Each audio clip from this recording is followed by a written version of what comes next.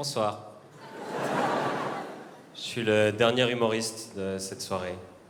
Je vois que vous en foutez, c'est très bien.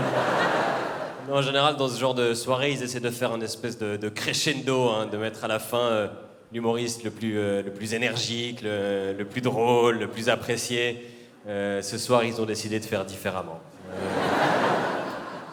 Moi, je suis très heureux d'être à Montreux parce que c'est un endroit qui est particulier pour moi. J'ai fait ici mon premier gala il y a 5 ans et ça a véritablement lancé ma carrière parce que 5 ans plus tard, je suis exactement au même endroit.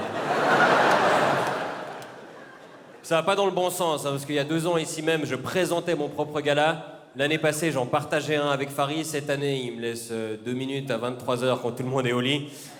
Je pense que l'année prochaine, je suis à l'entrée pour déchirer les tickets. Non, si je suis là, c'est pour les quotas, hein. Il fallait un humoriste suisse. Et puis, il n'y a pas beaucoup d'humoristes en Suisse. C'est d'ailleurs assez bizarre que c'est chez nous qu'ils mettent un festival international d'humour. C'est comme si à Paris, ils faisaient le festival international de l'humilité.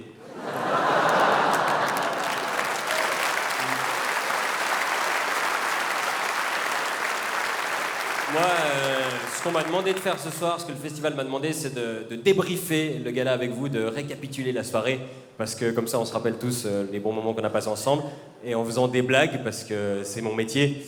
Donc, je vais faire ça, et à mes collègues, je vous le dis, ça va peut-être pas être évident dans les prochaines minutes, mais je vous aime beaucoup, et c'est bien d'avoir de l'autodérision, et n'oubliez pas surtout, j'ai des lunettes.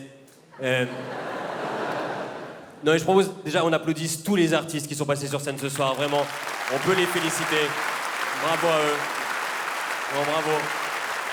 Claudia, c'est quelqu'un qui m'inspire beaucoup. Elle a un parcours admirable. Elle a eu un parcours jonché d'embûches. Elle a surmonté tellement d'épreuves. Elle a immigré en France depuis la Côte d'Ivoire à l'adolescence. Elle s'est fait une place dans l'humour, une place dans le cinéma. Et surtout, elle a travaillé avec Arthur. Et elle a animé ce gala de main de maître. Et c'est pas facile d'animer un gala, je sais, je l'ai fait, puis on me demande plus. Donc, c'est pas facile, il faut donner de l'énergie, il faut faire avancer le spectacle, faut pas être trop marrant, sinon tu fais de l'ombre aux invités. Et puis elle a fait ça avec brio ce soir, donc vraiment, félicitations à elle.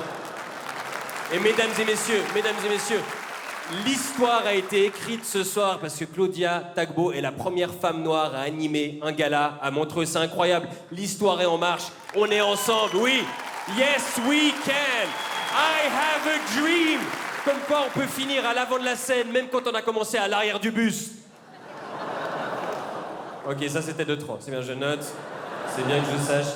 Caroline Vigneault était là, elle nous a expliqué qu'elle avait appris faux à embrasser parce qu'elle mettait le crayon du mauvais côté. J'aurais pas voulu être là la première fois qu'elle s'était enfilé un concombre.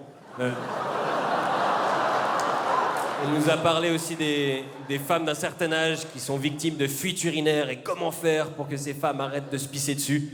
Bah, je sais pas, montrez-leur un sketch de Caroline Vigneault.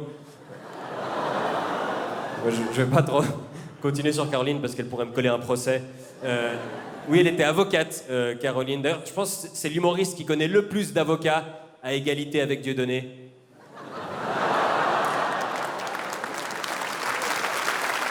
Et après... on a eu Noum, le seul humoriste dont tu peux prononcer le nom en fermant la bouche. Noum. Il nous a parlé de mettre son zizi entre les jambes et puis il y a queue de renard qui dépasse derrière.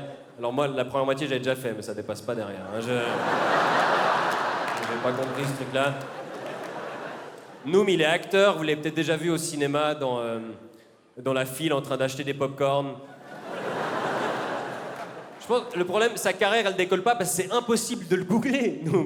Moi, je me suis renseigné sur les artistes de ce soir. J'ai appris que Caroline Vigneault était avocate. J'ai appris que Claudia Tagbo était née en Côte d'Ivoire. J'ai appris que Noum était une application révolutionnaire pour perdre du poids.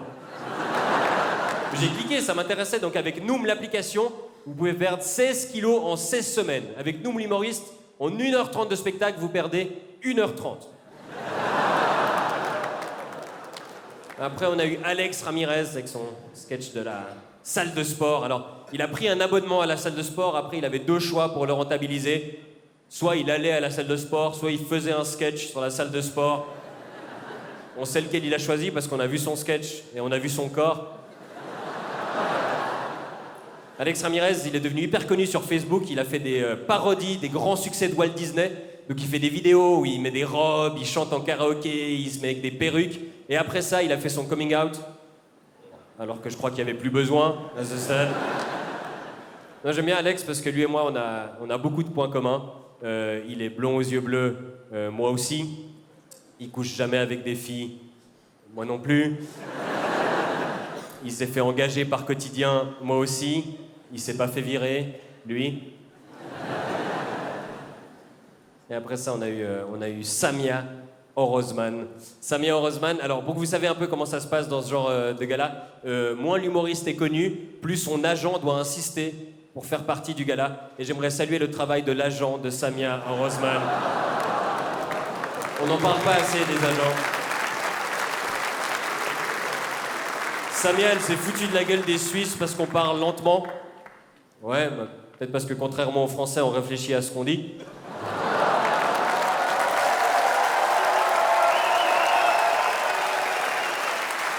Elle fait du bien, celle-là.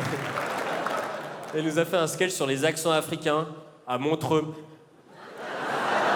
Donc elle a vraiment bien saisi l'essence de l'endroit, qu'elle est pile dans le marché cible, ça c'est cool. Non, mais j'étais content de voir son sketch à Samia, c'est la première fois que je voyais un mandala faire des blagues. Samia, quand elle passe à la télé, ils sont obligés de diffuser un avertissement pour les épileptiques. Je crois qu'elle est habillée par Desigual Bamako. On a eu aussi Constance sur le gala ce soir. Et moi, avant de voir le sketch de Constance, j'avais jamais vu un exorcisme en vrai. Constance, elle s'est rendue célèbre cet été parce qu'elle a fait une chronique sur France Inter où elle a montré ses seins. Et ça, c'est véritablement une humoriste engagée. Elle montre ses seins à la radio. Bon, la radio est filmée maintenant, donc il y avait une vidéo évidemment qui a fait le buzz sur Internet. 2 millions de vues, dont au moins 500 000, c'est moi. Elle était très bien écrite, cette chronique. C'est quand même pas tous les jours qu'on peut se marrer en se branlant. Bunaimin était là. Alors moi, j'adore parce que on a eu beaucoup de femmes sur le gala ce soir et ça c'est très cool. Il n'y a pas assez de femmes dans l'humour, mais ce soir pour la première fois on avait un gala paritaire.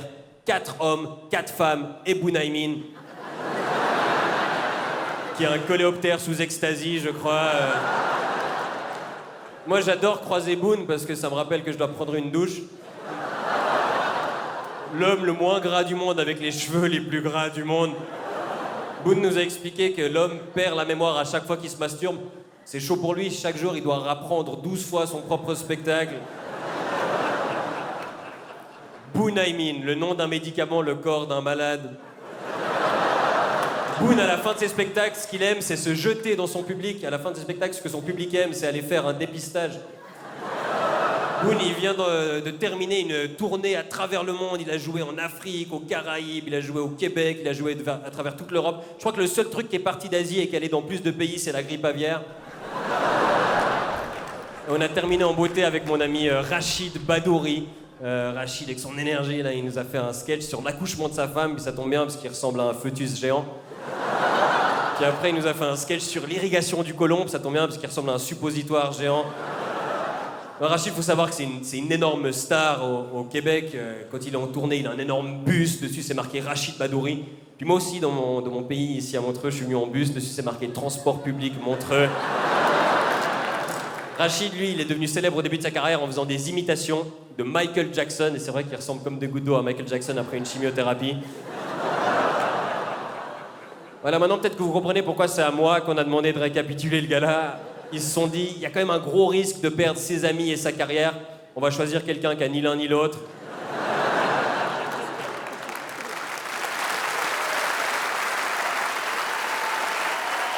Et moi, je trouve que de m'avoir demandé de faire ça à moi, ça montre à quel point on sait recevoir en Suisse. Vraiment, ils sont d'accord de faire des heures de voyage pour venir ici à Montreux. Ils arrivent et ils se font vanner par le fils caché de Laurent Ruquier et Mac Lesguy. Ils se font vanner par le premier être humain à avoir subi une ablation du charisme. Par Matt Pokora s'il était allé à déchiffrer des lettres au lieu de Popstars. Par un type qui assume tellement pas ses vannes qu'il est obligé de se vanner lui-même à la fin pour se dédouaner. Qui est tellement égocentrique qu'il parle de lui à la 3e personne. Et qui est tellement courageux qu'il n'y a aucun moyen qu'il retourne en coulisses pour affronter les autres. Moi je rentre chez moi au courant. Passez une bonne soirée.